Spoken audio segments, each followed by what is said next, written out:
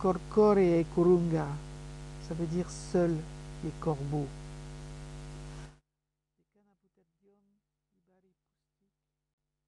Tziganes, Roms, Gitans, Manouches, Sinté, Calais, Gypsy, tout ça, c'est vraiment pas très clair. Au début, quand ils sont arrivés en Europe, on les appelait les Tziganes, parce qu'on les avait pris pour des Iraniens qui faisaient partie d'une secte spéciale qui s'appelait les Asinganoï. Ils ont vu des gens bronzés qui arrivaient de l'Est. Alors, ils n'ont pas réfléchi, ils ont dit « Ah, bah tiens, voilà encore des Asinganoï », et ils ont appelé Tziganes, ça a donné Zigeunner en allemand, Tzigani, Zingari en Italie, etc., dans toute l'Europe de l'Est. Bon. Mais ce mot, on l'emploie quand même de moins en moins pour deux raisons.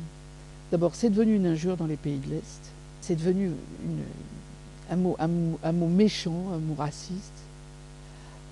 Pas ici, Tzigane, bon, c'est assez neutre, bon, mais dans les pays de l'Est, ça a pris une connotation désagréable. On a fini par décider qu'on emploierait pour tout notre peuple le mot Rom.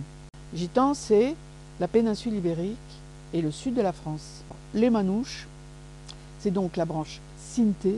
Il y a les Sinté italiens qui sont dans le sud et les Sinté Manouches qui sont plus au nord. Et il faut parler aussi des Gypsies, parce qu'il ne faut pas oublier, il y a presque 500 000 Roms en Angleterre. En fait, c'est très simple, il y a des Roms partout en Europe, sauf dans deux endroits, l'Irlande et l'Islande. On s'est aperçu qu'ils ont le teint mat, qu'ils sont bruns, donc ils ont le type indien. Et maintenant, on est certain qu'ils viennent de l'Inde. Korkore et Kurunga. Qu'ils n'écrivent pas. Il n'y a pas d'écrit tzigane. Il n'y a pas encore de littérature tzigane parce que ce n'est pas un peuple de l'écriture. Moi, je suis un sédentaire. Vous êtes des sédentaires. C'est que vos parents ont une maison, un jardin, entouré d'un mur, ils payent des impôts et ils disent « ça c'est à moi, c'est à moi seulement, jusqu'à ma mort ». Ça, c'est la psychologie du sédentaire. La psychologie du nomade est complètement différente. Lui, il dit « Dieu m'a mis sur la terre, toute la terre est à moi. Je vais où je veux, je suis sur terre pendant 30, 40, 50, 70 ans, et après, je meurs. Je retourne d'où je viens, je ne sais pas où, mais j'y vais. Et Dieu m'a donné la terre, et toute la terre est à moi. Donc, comme toute la terre est à moi, je suis de passage, je passe. Et quand on passe, on est nomade. Na, Gindium. Ils ont un culte de la famille, quelque chose d'extraordinaire. Pourquoi ils étaient heureux dans le temps? Vous les voyez au bord des villages, n'importe où. Ils se donnent rendez-vous à un endroit. Et tous ceux qui sont dispersés en France, tel jour, ils venaient passer 3-4 jours ensemble. C'est le gros problème de leur vie, la mort. Parce qu'à partir du moment où vous êtes nomade, quand vous mourrez, il faut bien mettre le corps quelque part. Et ils ont peur de la mort parce que le corps, il va être à un endroit alors qu'eux, ils vont aller ailleurs.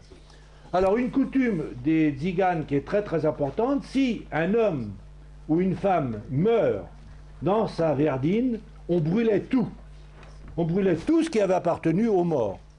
On faisait tout disparaître. Les communautés humaines ont une sale tendance à voir ce qu'on appelle le bouc émissaire, c'est-à-dire à tout mettre sur le dos d'une collectivité qu'on n'aime pas. Et les Roms, c'était des gens bizarres. Ils n'arrêtaient pas de tournicoter. Tout le monde les accusait d'espionnage. Pourquoi? Parce qu'ils parlaient plusieurs langues et que comme ils voyageaient beaucoup, c'était certainement des gens qui prenaient des renseignements pour les donner à des gouvernements, etc., etc. On les persécute, pourquoi? C'est parce qu'on a peur de celui qui n'est pas comme nous. On a peur qu'il nous oblige à être comme nous. Moi, je ne voudrais pas qu'il m'oblige à être nomade, à quitter ma maison. Je ne voudrais pas. Et eux, ils ne veulent pas qu'on les oblige à vivre dans une maison. Alors, les nazis avaient une horreur totalement injustifiée et totalement abjecte de tout ce qui n'était pas comme eux. Il y a eu en Allemagne une espèce de vague qui a fait qu'ils voulaient absolument identifier les Roms, et qu'ils ont commencé à faire des fichiers. On a beaucoup parlé du fichier juif après la guerre. Il y avait des gens qui sillonnaient les terrains de Rome en mesurant la tête pour voir si elle est, je sais pas, plus ronde, plus carrée, que les autres. Ils faisaient des espèces de recherches pseudo-scientifiques. Les meilleurs médecins du monde décident de rédiger une loi qui s'appelle la loi de prévention de la transmission des maladies héréditaires.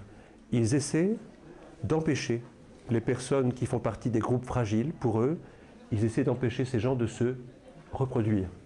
On les a refusés parce qu'ils étaient des asociaux. Voilà le mot, des asociaux.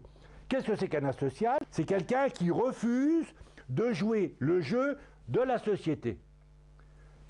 Un exemple de la société, c'est d'être propre. Les tziganes étaient sales. Donc le tzigane est un asocial, alors que l'allemand est un social. L'allemand, c'est un homme qui obéit. Il faut être carré. Alors vous comprenez bien que ces gens qui sont sales, qui n'obéissent à rien, on n'en veut pas. La première fois que l'on verra des tziganes, j'emploie le mot tzigane parce qu'il recouvre tout le monde, ils vont arriver en 1419, pour la première fois on va les voir en France. C'est la première fois qu'un bourgeois va dire qu'il a vu des gens bizarres, étranges. Mais le texte fondateur des tziganes en France, c'est le bourgeois de Paris qui les voit en 1427 aux portes de Paris. Et la description sur 4 pages qu'il fait dans son journal, ce sont des gens qui sont noirs, qui sont sales, pouilleux. Les femmes lisent la bonne aventure aux gens pendant que les enfants volent les bourses. 1682, Louis XIV, déclaration du roi contre les bohémiens, leurs femmes et leurs enfants. Donc les hommes aux galères pour ramer sur les bateaux, les femmes, on les tondait, on les expulsait. Les Roms qui ont été libérés de l'esclavage en 1856, ils sont venus chez nous. Ils sont venus chez nous en passant par l'Allemagne. Ils sont arrivés en France dans les années 1870, 1871, 1872. On venait de perdre la première guerre contre l'Allemagne, contre la Prusse, et on a considéré que c'était des gens qui étaient envoyés par les Allemands pour nous espionner. Et on a décidé en 1895, pour la première fois, de les recenser. C'est-à-dire on a voulu savoir qui ils étaient, où ils allaient, ce qu'ils faisaient. 1895. Et ça a conduit à l'horreur absolue. Du 16 juillet 1912, l'Assemblée nationale va décider une chose honteuse. On va les obliger à posséder un carnet anthropométrique. On va le prendre en photo de profil et de face. On va lui mesurer tous ces aspects, la longueur du nez, l'écartement entre le nez, les oreilles, tous les yeux. On va prendre leur empreinte digitale. Donc ils sont au départ, le 16 juillet 1912, considérés comme des criminels. Ce carnet anthropométrique ne disparaîtra qu'en 1969. Il y avait, avec la fiche anthropométrique, cette autre honte, le carnet de nomade. C'est un carnet que chaque famille avait, et quand ils arrivaient dans un village, ils étaient obligés de le faire signer par le maire ou la gendarmerie. Ils n'avaient pas le droit de rester plus de 2 fois 48 heures. Et toujours, on voulait savoir où ils étaient. On voulait les surveiller. Un nomade, c'est une personne qui fait peur, il faut savoir où elle est, il faut la surveiller. Jamais un tzigane d'un camp de concentration en France n'a été déporté, sauf le Nord et le Pas-de-Calais, qui faisaient partie du gouvernement belge, qui n'était plus français. Et en France, les nazis ne s'en sont jamais occupés. Pourquoi? Parce que nous, les Français, on s'en occupait. Vous voyez, il y avait les hommes, les femmes, les enfants. Les hommes n'ont pas été déportés en Allemagne, les gens n'ont pas été déportés en Allemagne. Les seuls qui ont été déportés, il y en a 108 de Poitiers, dans le cadre du STO. Voilà le décret lamentable, le décret terrible, le 6 avril 1940, signé par le président de la République française. Donc ce n'est pas les Allemands, ce n'est pas Vichy qui ont fait ça, c'est le président de la République française. Ce qu'il y a écrit, il leur sera enjoint, c'est-à-dire obligatoire, de se rendre dans une localité où ils seront tenus à résider sous la surveillance de la police. Premier internement le 15 mai 1940. Les Allemands sont arrivés chez nous au mois de juin 1940. Camp de concentration de nomades, concentration, le mot il est là. Le mot est très simple, on concentrait les nomades. Ce n'était ni un camp de la mort, ni un camp de travail, ni un camp de transit, c'était un camp de concentration où l'on concentrait des tziganes. On les mettait derrière des barbelés électrifiés, Mirador, et ils ne faisaient rien. Ils ne faisaient rien. Ils ne travaillaient pas, ils étaient femmes, enfants, famille, ils vivaient en famille. Mais le problème, c'est que des gens qui sont habitués à aller sur la route, les mettre derrière des barbelés, je vous garantis qu'il y a une souffrance morale horrible. Ils étaient très mal nourris, il n'y avait pas de chauffage, les bâtiments étaient lamentables, et il n'y a pas eu beaucoup de morts au début, mais il y a eu des morts à la fin. Les femmes qui mettaient des enfants au monde. Mais les femmes étaient sous-alimentées, les enfants naissaient dans des conditions déplorables, les enfants mouraient très jeunes. Ils allaient d'un camp à l'autre, ils ont tous atterri à Montreuil-Bellay. Et Montreuil-Bellay, ils sont allés après aux Alliés ou à Jargeau. Il y a une revue de Vichy qui a sorti un document sur le camp de Montreuil, Montreuil-Bellay, capitale de guerre des Gitans. Les familles nombreuses ne se comptent plus. En voici une de 11 enfants. Ceux-ci, d'ailleurs, poussent admirablement malgré la vie difficile. Il avait donc 1 km de long, 60 mètres de large. Et c'est ce qui reste aujourd'hui, coincé entre une route nationale et une voie ferrée. Donc des gens qui avaient l'habitude d'être sur la route étaient derrière des barbelés électrifiés, tout le monde circulait et eux, ils étaient bloqués. Et c'est la grande souffrance de ces gens-là pendant les 4 ans. Et surtout qu'ils ne savaient pas pourquoi ils étaient internés. Un résistant savait pourquoi il était interné. Mais le Tzigan n'a pas compris pourquoi ils étaient internés. Dernière libération, le mois de juin 1946, 2 ans après la fin de la guerre, ils étaient toujours dans les camps de concentration. Le mot qu'on a choisi, nous, c'est Samudaripen. C'est très simple. Mudaripen, ça veut dire assassinat, et ça veut dire tout. Assassinat collectif égale génocide. L'ordre d'extermination des Tziganes n'a pas été donné, mais ils avaient parlé des races inférieures et des personnes qui pouvaient porter atteinte au Grand Reich, les associés. Des camps, il y en a eu en France, et il y en a malheureusement eu dans beaucoup d'autres pays d'Europe. Les pires, c'était en Allemagne et en Pologne, mais il y en a eu aussi en Italie, en Croatie. Il ne faut pas oublier que les Croates, à l'époque, le régime Oustachi, ils étaient alliés d'Hitler. Il y a eu des camps en Biélorussie, il y en a eu dans les pays baltes, il y en a eu en Autriche, et il y en a eu en Roumanie. C'est un camp où on fait travailler les gens d'une façon excessive, en leur donnant pas à manger, en leur donnant des coups. Et le camp d'extermination, ça c'est l'horreur totale, parce que c'est le camp qui est destiné à tuer tout le monde, au génocide. À Auschwitz, c'était dans le bâtiment B2E. Il y avait une particularité dans cette déportation-là, c'est qu'ils étaient déportés en famille. Ils ont été victimes, plus que les autres catégories de déportés, de quelque chose d'inimaginable qui étaient les expériences médicales. Le docteur Mengele avait une obsession, c'était les jumeaux. Et comme il y a beaucoup de jumeaux, je ne sais pas pourquoi, chez les Roms, il s'était fait une spécialité de faire des expériences sur les enfants roms. C'était des tortures absolument insensées. Au Zigeunerlager, où les Tziganes s'étaient emparés de pioches et de barres de fer, et où pendant une journée entière, les Allemands n'ont pas pu entrer.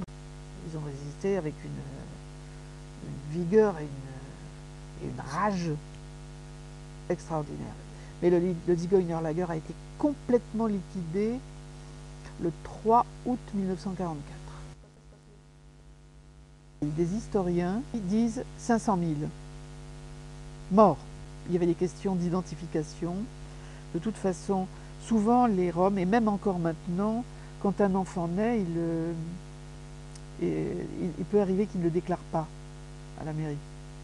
Il y a des gens qui n'ont pas d'état civil. Et puis quant à savoir qui est Rom, qui n'est pas Rom, il y a des gens... Ça ne se voit pas, il n'y a pas d'étiquette. Alors, cette question du nombre, elle n'est pas encore tout à fait résolue. Alors, il y a un vieux Shinto qui m'a dit, tu sais, nous, on n'avait qu'une envie après la guerre, c'était de se fondre dans la masse, de disparaître, de devenir, de se planquer, d'être... Alors, on n'a pas du tout eu envie d'aller témoigner. Et puis, comment les retrouver aussi? Ils sont très éparpillés. Alors, chez les Roms, chez les Tziganes qui étaient en camp de déportation, il y en a qui ne voulaient pas parler, il y en a qui ne savaient pas comment parler, il y en a qui voulaient se cacher, et puis ils n'ont pas su assez bien s'unir. Il aurait fallu qu'ils fassent un seul peuple. Ça les a empêchés, ça a handicapé leur action politique. C'est à la fois le fait qu'ils n'écrivaient pas beaucoup, qu'ils n'étaient pas assez portés sur la recherche historique, politique, et puis le fait qu'ils étaient très éparpillés, ils étaient très peu nombreux. On connaît bien aujourd'hui la question du génocide des Juifs. Le génocide des Roms est très proche du génocide des Juifs parce qu'eux aussi ont été frappés par la volonté de l'extermination totale. Le génocide des Tziganes, on ne lui a pas encore fait justice dans toute l'Europe.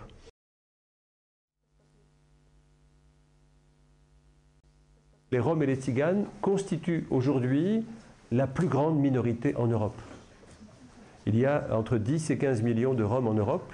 La particularité des Roms, c'est qu'ils sont toujours aussi maltraités aujourd'hui dans tous les pays d'Europe. Pour moi, le modèle de la résistance sociale aujourd'hui, c'est le soin qu'on apporte en Europe à la prise en charge, à l'accompagnement, à l'accueil des Tziganes. Le rapport qui existe entre l'histoire des Tziganes et l'histoire de l'Europe, à mon avis, l'histoire de ces marges, elle peut encore nous enseigner aujourd'hui sur notre comportement d'hommes modernes. On se rend compte que les Tziganes restent toujours du mauvais côté de la morale et du social et du politique. Ça ne peut pas laisser indifférent. Il y a une association qui s'appelle Sinti und Roma à Heidelberg, avec un monsieur qui a fait un très beau discours d'ailleurs au Trocadéro ici à Paris quant à la commémoration de la libération du camp d'Auschwitz, qui s'appelle Romani Rosé. Et Romani a dit combien il était heureux qu'on donne la parole à un Tzigane. Et ils ont une bibliothèque et ils essayent de faire des recherches. L'Union Romani Internationale, qui regroupe 42 pays, AVER. C'est un joli mot, ça veut dire l'autre. Parce que nous, on n'a jamais déclaré la guerre à personne. On a un respect de l'autre et on demande du respect aussi. Au-delà de l'injure, il peut y avoir la violence physique et le pire, le génocide.